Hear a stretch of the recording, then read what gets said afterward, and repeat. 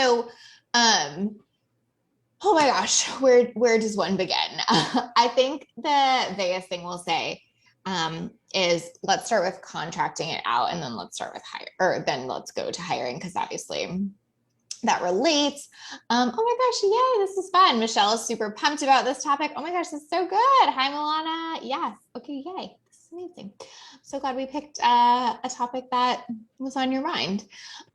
Okay, so with contracting things out, one of the biggest things I like to think about a lot as from the business owner perspective is don't contract out things that you still need to improve upon sometimes. And so what I mean by that is sometimes we're like so quick to want to contract out something like copywriting or content creation or some of those things.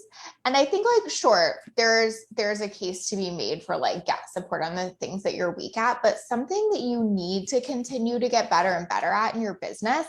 Like we want as business owners to continue to get really good at content creation. So if we contract something like that out too fast, we're almost missing that opportunity to improve. But like something I never need to be really good at as a business owner is like knowing how to like set up the tech of my website, for example. Like that's never gonna like make or break business. But being able to create really, really amazing content that people deeply resonate with could, in fact, make or break my business. Does that make sense? So when you first think about contracting out, it's so tempting to get the things that seem most important off your plate, but it also is a trap because then sometimes you don't get to improve upon those things that are most important for your growth.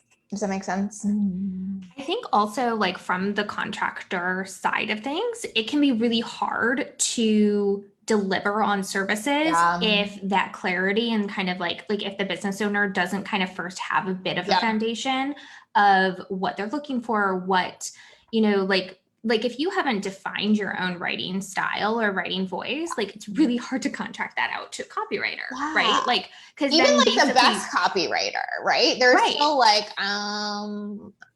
okay. Exactly. And so I think that like a lot of times it's not that you need to do everything yourself and know everything yourself first, but I do think that there are certain things where having a level of like understanding of what that needs to look like, or like what the kind of I guess like core foundation of that thing is, needs to happen before you're bringing somebody else into doing that for you.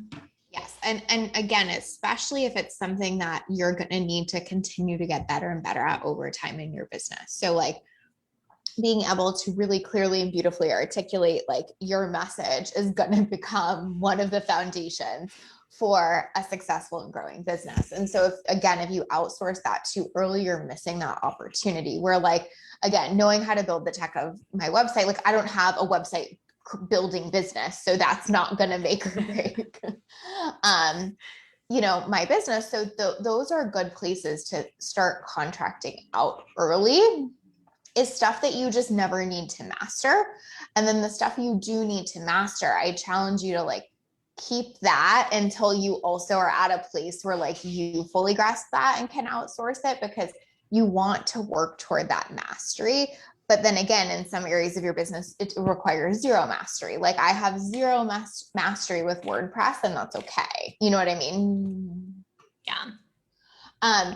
So we talk about this all the fucking time. So I'm sure that you can go back to multiple live streams where Megan and I have ranted on this endlessly because we're both so passionate about this. But like, contract out money making activities, which could seem counter to what we just said. So we'll tie that in. But like, oh my gosh, contract out money making activities. Like, that's the whole gist. Especially at the beginning. Like I think that like the more, especially if you're like in a position where you're not sure, like maybe like you know that you need help in your business, but you also are on a budget, and like you like the best thing that you can think about is like, how is this thing that I'm passing going to bring back more money into the business? Yep. Whether it's like that task or whether it's freeing up your time in doing something so that you can then go make more money in the business, right? Exactly. So the example that we just used, like if I'm like, okay, I don't need to master tech, what is the money making activity there? It might be having someone that's epic at getting your email newsletters set up and sent out, right? Or it might be someone that's epic at building out a sales page on your website, like things that are going to get you more in front of your people, actually give you the ability to sell, actually help you start making money. Or like maybe you are creating really great content, and then the money making activity is someone that's going to come in and get that content even more places. But making sure it's something that relates to that.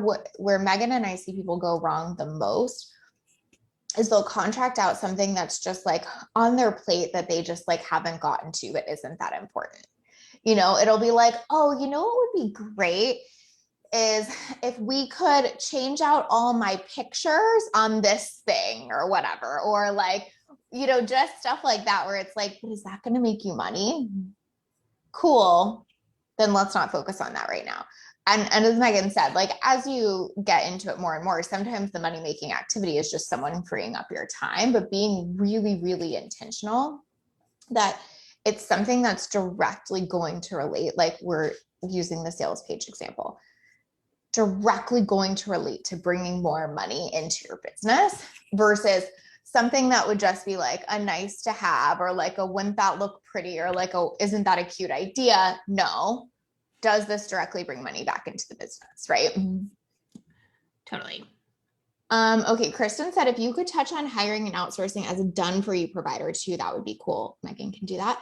I'm jumping off for some sleep and catching up in the AM. I started with the tasks that need doing for clients and that I feel like that I feel the least like they have to be done for me. Okay. So she's basically saying outsourcing as a done for you provider. Where do you think about contracting out first?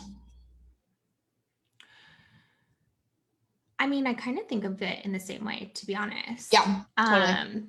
So for me personally, like the thing that I contracted out first was like social media posting for, like, it was a subcontracting for my clients. So it was, I hired a VA to to actually like execute on the things that I was at that point fulfilling for my clients. And then it was basically something where I was like, I don't need to be the one doing this. We've established the process. We've established like the entire plan around this and the system and the strategy.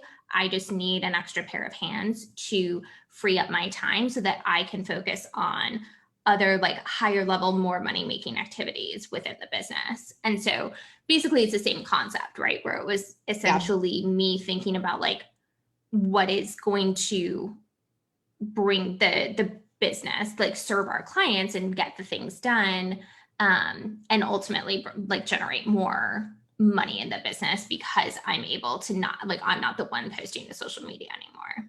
Yeah. So it was like still very much a money making activity because then you freed up whatever 10 hours of your time that week kind of thing. Totally. Yeah. So you could go get another client, get more hours with the client, whatever.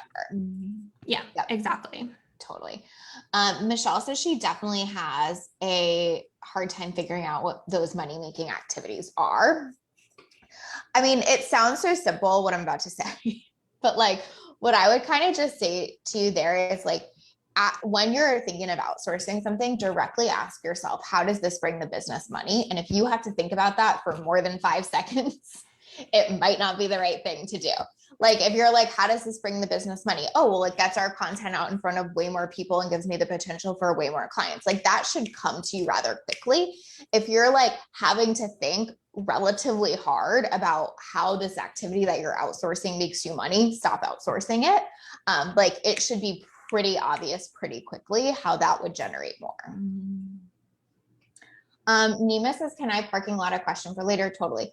Thoughts on affiliate programs, paid referrals, or outsourcing sales or recruitment in a not icky way? Offering it exclusively to clients who have worked with you and gave you glowing testimonials so it's honest and in integrity. So thoughts on affiliate programs and paid referrals and outsourcing sales. Okay, so basically like contracting out sales, I think is what you're talking about there basically, and especially if it's clients who've worked with you and gave you glowing testimonials. Yep, totally. So, I mean, we'll kind of talk about this in terms of hiring and stuff, but what I would say there, Nima, is like, make it super easy for them and do it in like a process that actually makes it easy for them to get started in. Like, I think when we're going to talk about hiring, we're going to talk about like, give someone one thing to do at a time, make it really easy. They're not going to know your way to do it. So even if they're an expert in something, they're not the expert in doing it in Lacey's business. So anytime you're outsourcing sales or things like that, I think same, like, be as explicit as possible. Give them one kind of like way to do it at first. Be so clear on like what your version of that is, what that looks like. So even like having pre-written swipe copy and things that they can take from it that helps them sell in a way that's like aligned to you, I think is the biggest thing that makes a difference versus like, again, sometimes it's like we bring someone new in our business and we're like, oh yeah, how about social posting? And they're like, okay. And they're going to do it their way. And so same with selling, especially if you want it to be like super honest, super in integrity, like make sure you're building out that process. Anything to add there, Megan? I would also just add that, like, especially having, like, if you're going to be doing that with people who have gone through your program because they know what they're selling, right? I think that like, if you're trying to contract out sales, just like, and getting like affiliates and stuff for something that they've never gone through or something that they only know like the sales page version of the program. I think that can be really hard. And then that's where it starts to kind of like, I think, feel a little bit disjointed and messaging and stuff like that. So I think that if you're really having like people who have gone through the program, like they have, and like then they have all the resources that you give them, but also their own personal experience that they can like really understand what it is that they're sharing about, right? Totally. Absolutely. Which kind of brings us to the next point that we were just talking about, which is contract out one thing at a time. Mm-hmm. Right? So I feel like this is a big place where entrepreneurs get stuck with contracting out stuff is they'll bring someone new onto their team and they're like, hey, welcome. So I need you to do social media posting. I need you to get our email newsletter set up. I need you to also make sure you're checking our support inbox. I need you to also make sure like, and it becomes this like whole thing. And like, probably no one is going to do a super stellar job at 5 new things right off the bat, no matter how much of a skill set they're bringing to the table, because they're learning you, they're learning your business, they're learning your values, they're learning your systems, your processes, all of that, right? So it takes like restraint and patience. Like I work on this with clients so often and they're like, but can't I just give them 3 things? And I'm like, no, literally 1. Start with 1. Because that's how you really know, like, are we vibing and are we a good fit versus like, I just gave you access to 52 things, 32 passwords, 10 tasks. And now 2 weeks later, we're realizing we're not a fit and it just gets so messy versus like, let's nail doing 1 task really fucking well together.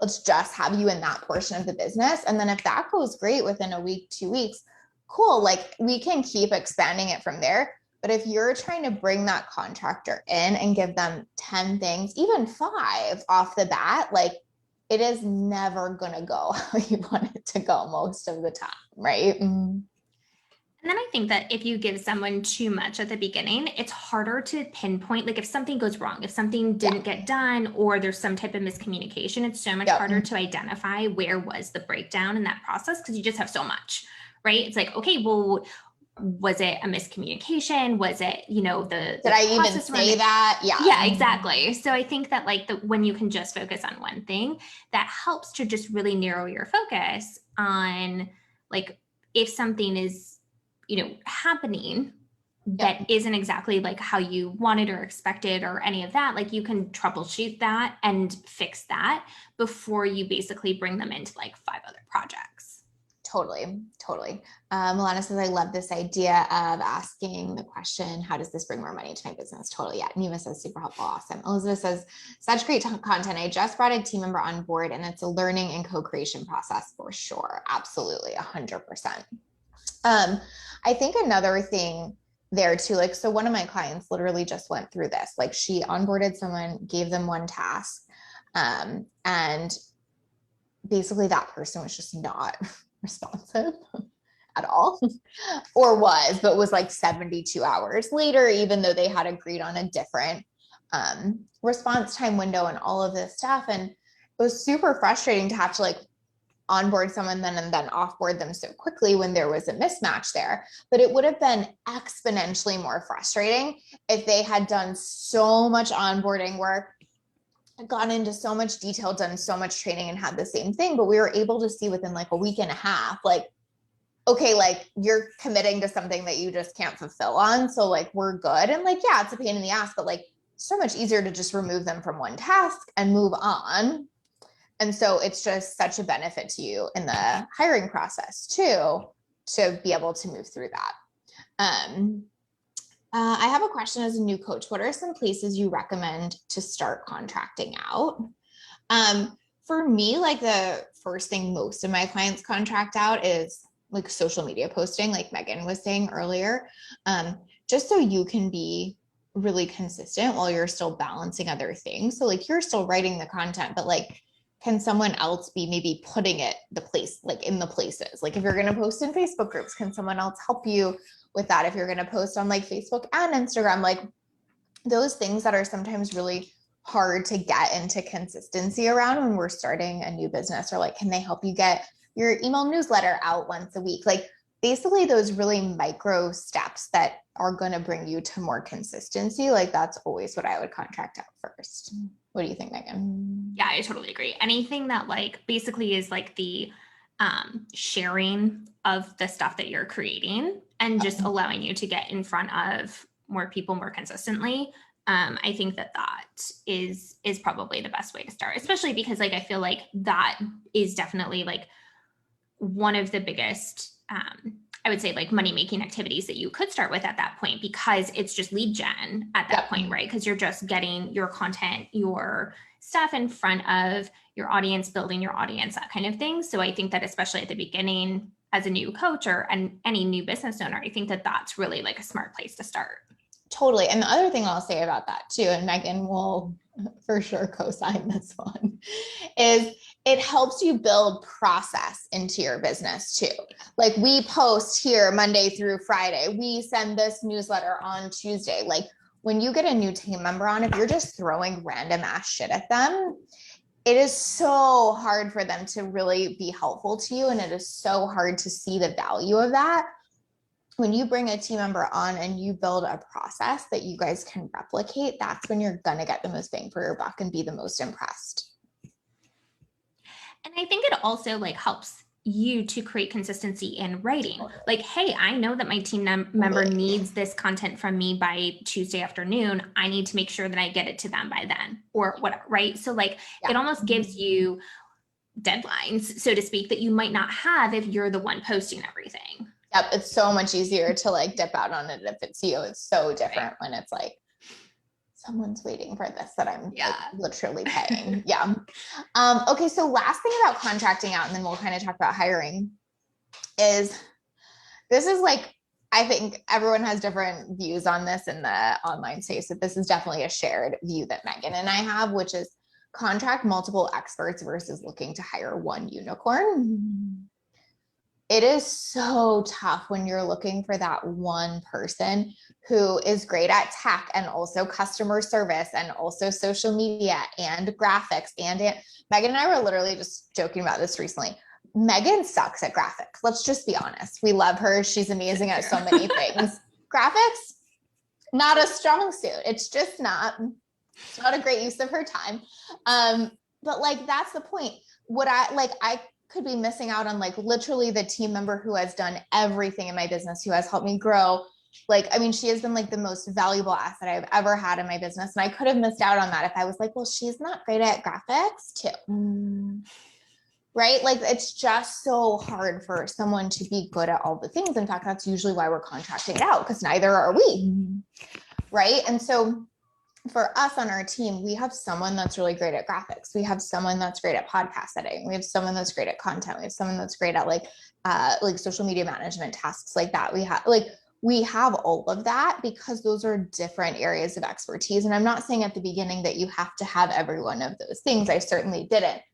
But as you grow, it can be so tempting to almost be like, I just want one person to do it all. And what we have found to be the best is like, spread that money and those hours around to multiple people who can do their thing really well. And then that also helps you because if someone leaves, you only have one position to replace versus having to go find another like unicorn that you think is good at everything, right? And I really think too, like, I just don't think that the unicorn exists at all. Like, I just don't.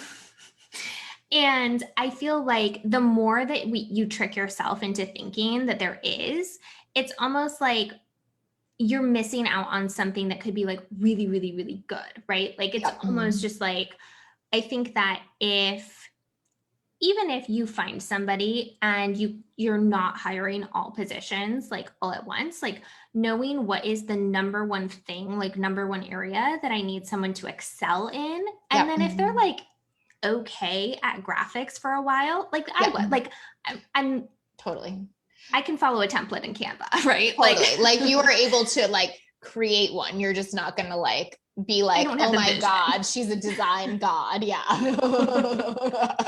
It takes me like 5 hours, which is like not great. But basically it was like, it like at the beginning when Lacey and I first started working together, I did a lot of the graphics in Canva, or Lacey did the graphics and stuff. And like, they were fine. They weren't like, the best ever, but also like they were totally fine and not like the focus. Like, we're not building a graphic design like business or branding business, right?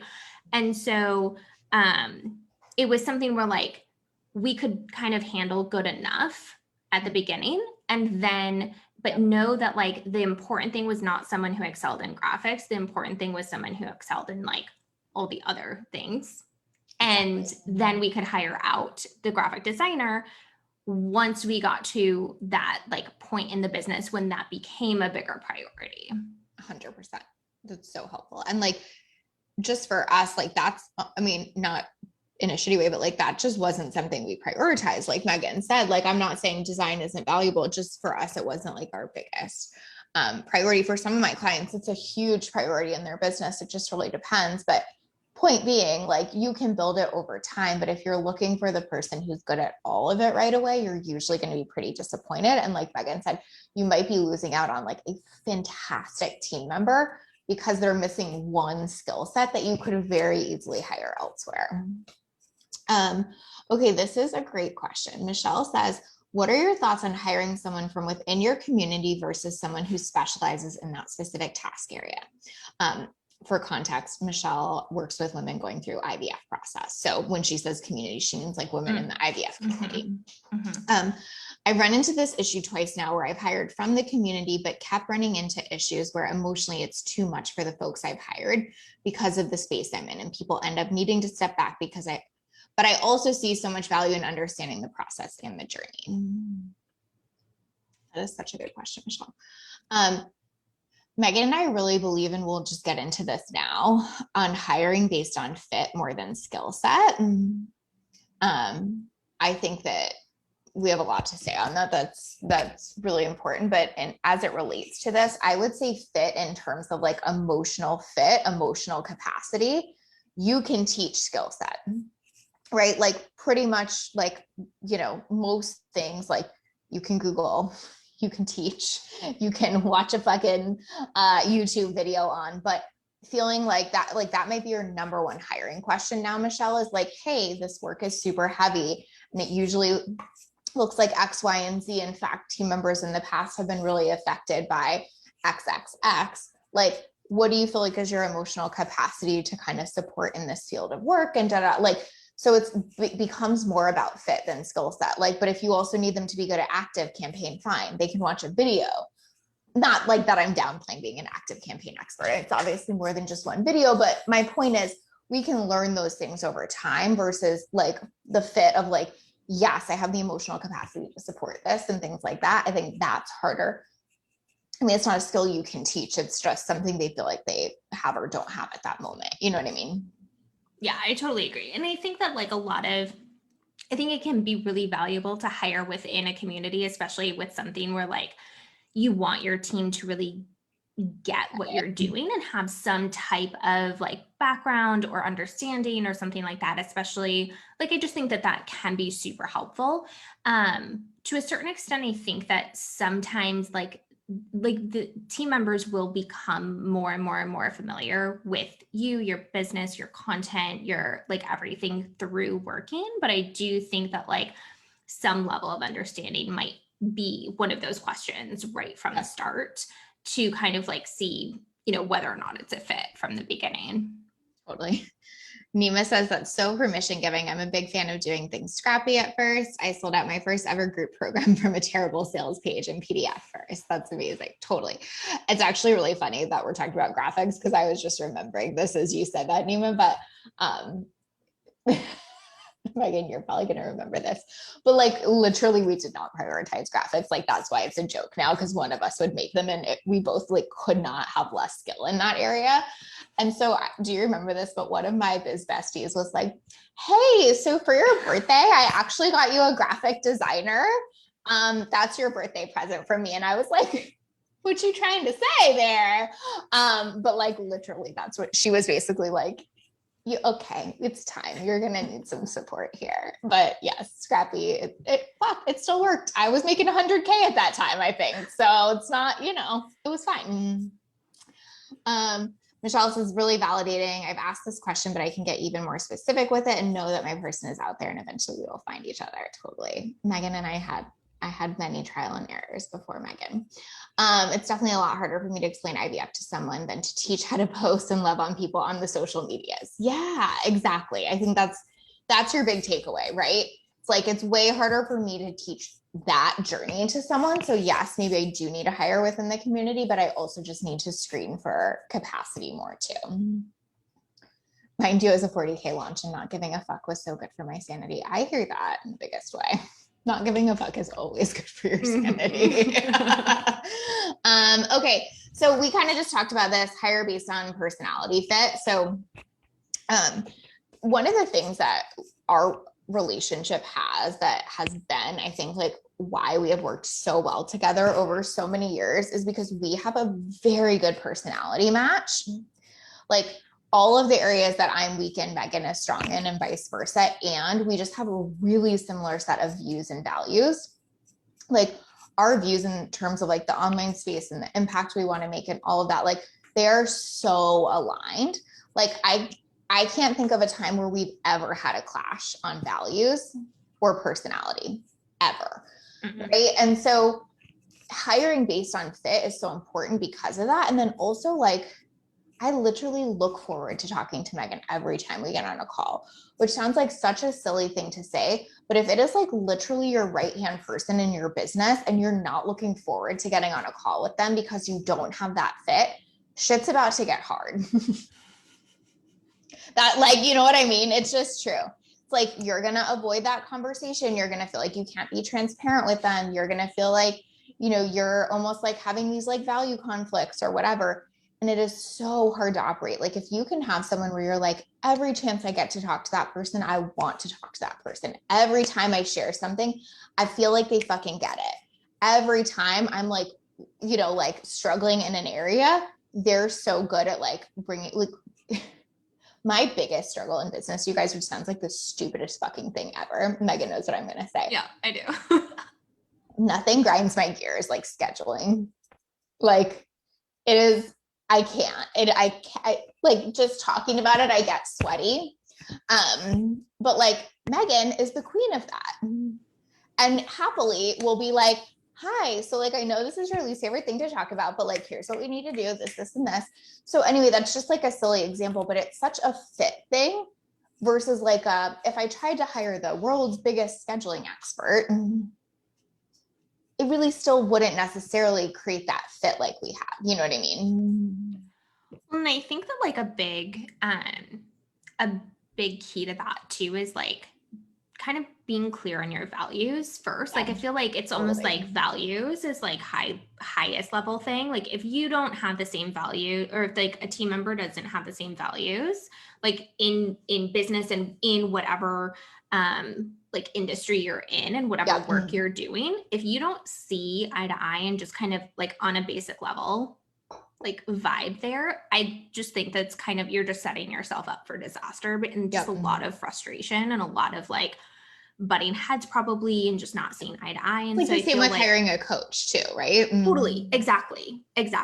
And so I think like that's kind of the big thing. And so from there, then also like I think personality fit and just kind of like the qualities of the type of like working relationship, like, you know, I'm super detail oriented, Lacey's super big picture, like has like can hold like the big vision. And I'm like, cool, like how are we gonna get there? Let's talk through like the step by step type of thing. And so that's kind of like complementary to the like values fit and personality fit that kind of needs to come first. You know what I mean? Mm-hmm. Totally. And I think I was just gonna say something there. Oh shit. It was like here and it was very important and now it's gone.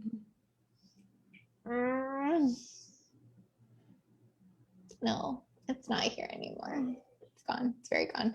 I totally think though that what Megan is saying about like know your values first. Oh, I know what I was gonna say. It's back.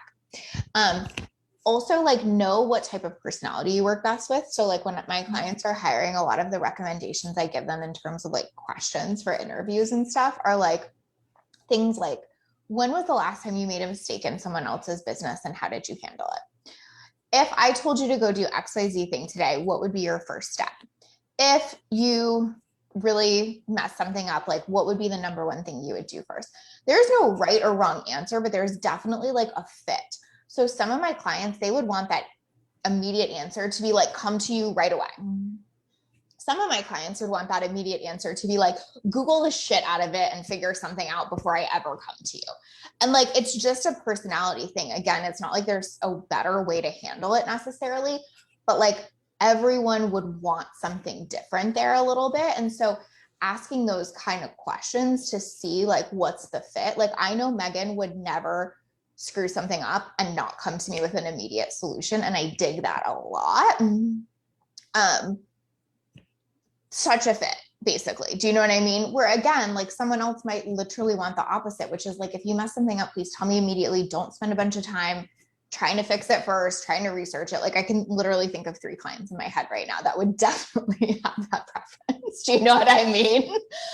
It doesn't matter, but ask questions in the interview process based on getting some of those personality details out of it, because that helps there a lot, right?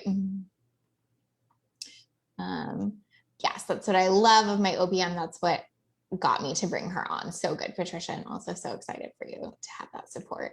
Michelle says they definitely need someone who can get in the details and do things step by step, because I can totally do details, but I'd much rather skip over them and be on to the next thing. Michelle, I feel you. But like, that's just so good to know that, like, you know, so even saying to someone, if I told you to do XYZ thing today, what would be like your first couple steps in the process, and immediately seeing where their brain goes. Like, I know Megan would be like, well, first we would need to do this, and then this would be the next step. And then like her answer would be super detail oriented immediately. Right. It's so funny too, because I actually, this is a couple years ago, but I had gone to a conference thing, and a guy was basically like, one of the best questions to ask is like, ask someone, how would you make a peanut butter and jelly sandwich if I had never made one before? And basically like what it does is like, okay, are they just gonna like it gives you the like basically their thought process of like how systematic, or like how systematic do they think, like how detail oriented are they, like, you know, what is, are they going to forget like 5 things, you know, that kind of stuff. And or so, just like jump to the end kind of like grab bread, grab, you know, whatever. So I think that, so something like that, it obviously doesn't have to be that question, but like something like that, that really shows you how they think in processes and how they handle like details, and not just like, are you detail oriented? Because I think that like, some people are like, no, I'm definitely not. Yeah. But I think that it's a little bit subjective. Mm-hmm. And so I think that you can learn more by asking a question or having some type of exercise or something like that, that really shows you their thought process, rather than just like a yes, I am, or no, I'm not. So good. I love that question. It's so fun. Isn't it funny? I really like that though. Okay. So another thing that I think is really important is that like, know that this is in terms of hiring, but like, know that even if someone has a skill set, they're not going to immediately do it how you want them to do it.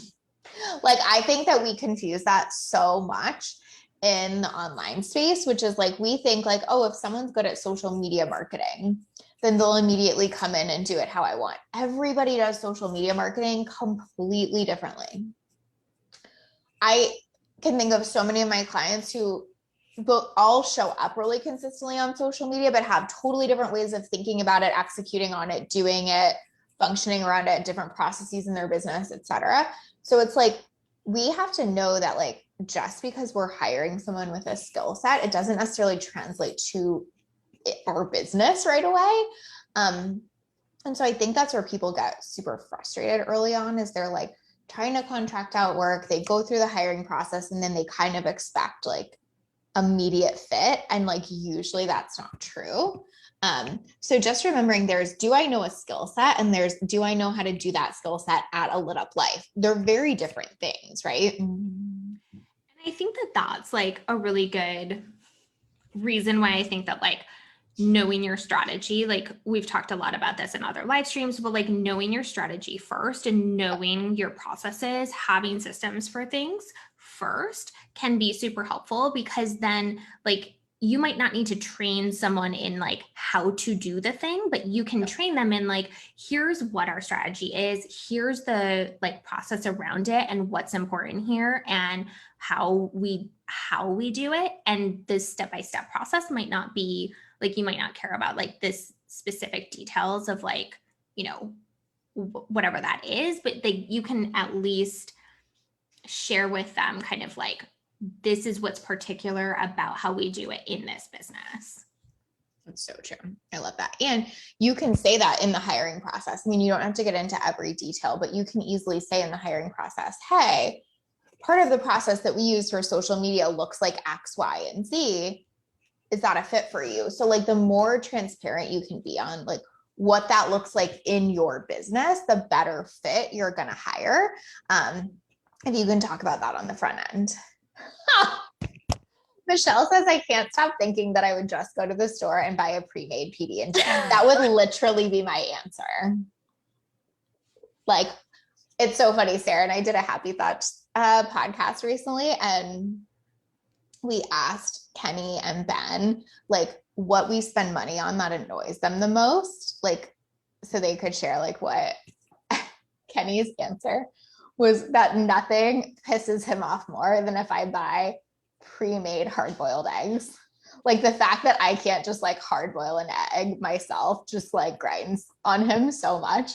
But that's exactly why that would be my answer. I wouldn't like write down the steps to a PBJ or a hard-boiled egg. I would just go buy one. I didn't even know that you could just buy pre-hard-boiled eggs. Oh yeah. Eat peeled so too. Funny. Like, they come, yeah, sure. You know, like they're just ready to go. It's the whole thing. Okay. So the other thing that we would say in the hiring process is like, ask those important questions based on kind of what we were just saying about your own process. Like, ask important questions up front about things like availability, response times, working hours, like capacity, all of those things. Like, so often, again, it's like fit versus skill set. Like, it is not a fit if their working hours are not at all conducive to your working hours, or like, it is not a fit if you want response times that are 24 hours and theirs are 72, right? And so those are usually the things, ironically, that we wait to ask after we've hired someone. We're like, okay, amazing. Now that we've decided to work together, what are your, working hours? And then you find out and you're like, oh, okay. So like, the more detail oriented you can be on the front end, which is to Megan's point of like, so you need to know your own shit, but the more detail oriented you can be in the hiring process in terms of asking those questions early on is like the most valuable thing. And you're going to save yourself so much time and headache on that. Totally. Like, I think that, I can think a lot of people buy them hard boiled, Megan. Really? Just saying. Yeah. Like 3 people said it. I did not even know that. Although, I mean, to be fair, I didn't know how to hard boil an egg or cook an egg until I was like 21. See, you didn't even have to learn. Man, I like missed out. It's so funny. But yeah, I think that I can think of a couple different situations where like, if I didn't know about a certain team member's schedule before I hired them, I probably would have been really annoyed or like frustrated. But knowing those things and being like, does this work with what we need? And does this work with your schedule? Like, do those things vibe? Like, cool. Like, we're on the same page. We can agree to this. And then that's fine to start working together versus like starting and then having them be like, oh, I'm only available like in this chunk of time. Like, yeah, you know, like I think that you just, exactly. It's not even necessarily like,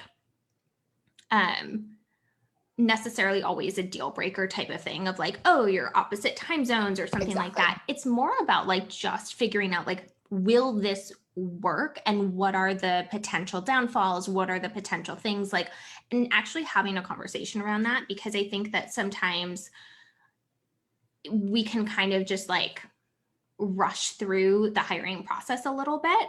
Yep. And then it's like, it doesn't actually work in practice when you're actually starting to delegate and have them in your business. And it's like not the intention that you had. And so then it like doesn't. Right. Yeah, Nima said time zones. Exactly. Yeah. And I actually do have a client who has a business manager that is in a literally 12-hour different time zone, and it works.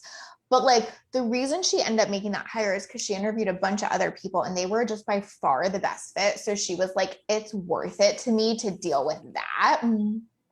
But it was like such an intentional conversation hiring, right? 100%. And I think that it's like, it's just about knowing ahead of time that it can work, not like hiring and then kind of figuring out like, well, let's see how it goes and just kind of, you know, like, I think it's just important to have those conversations beforehand, even if it ends up taking, like, even if you have to have several conversations around it, that's totally worth it to put in that time ahead of time rather than like on the back end.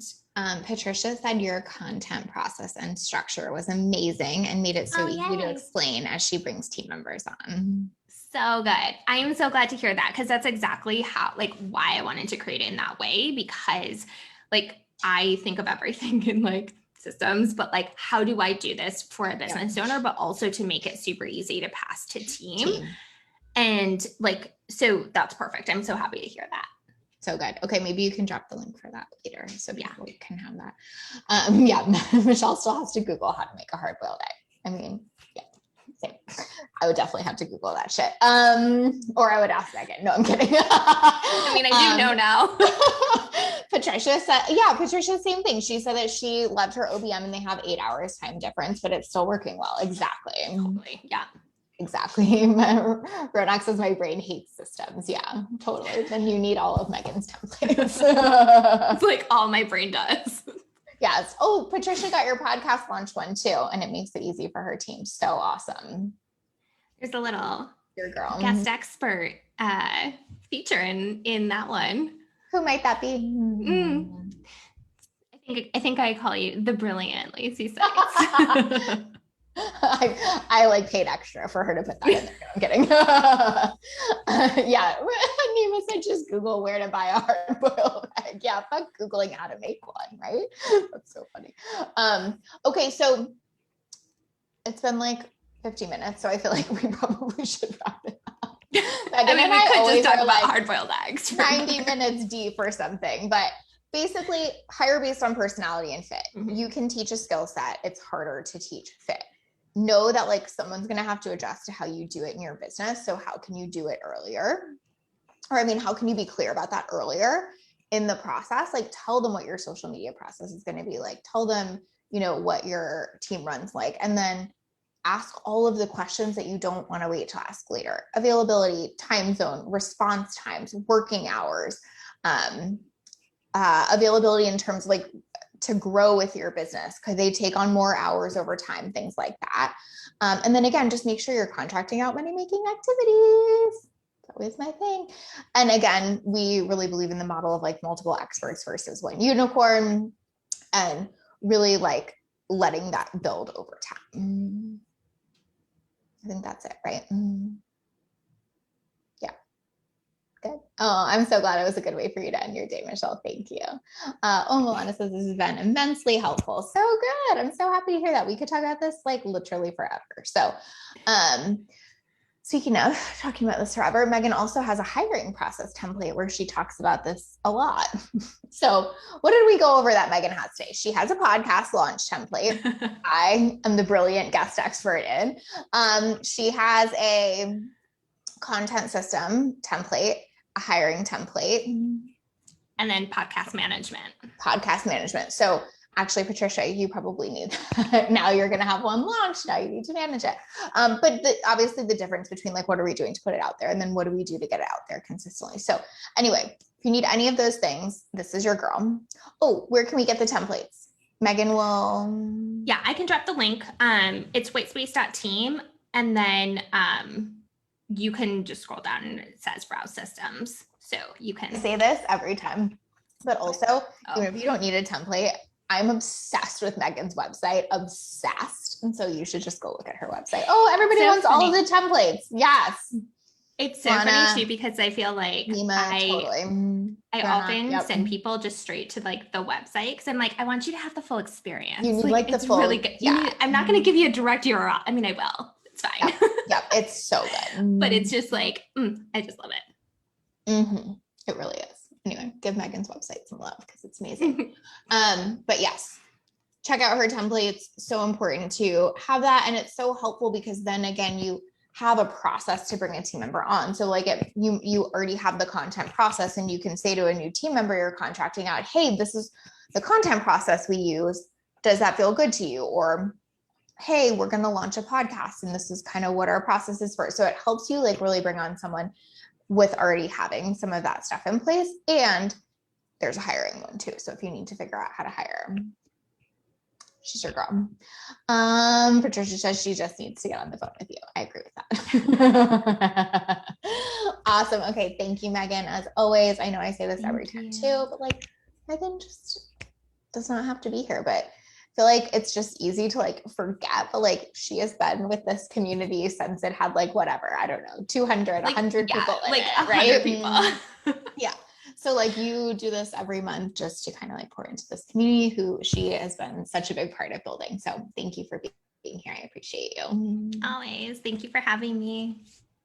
Thank you. All right, guys, have a beautiful week.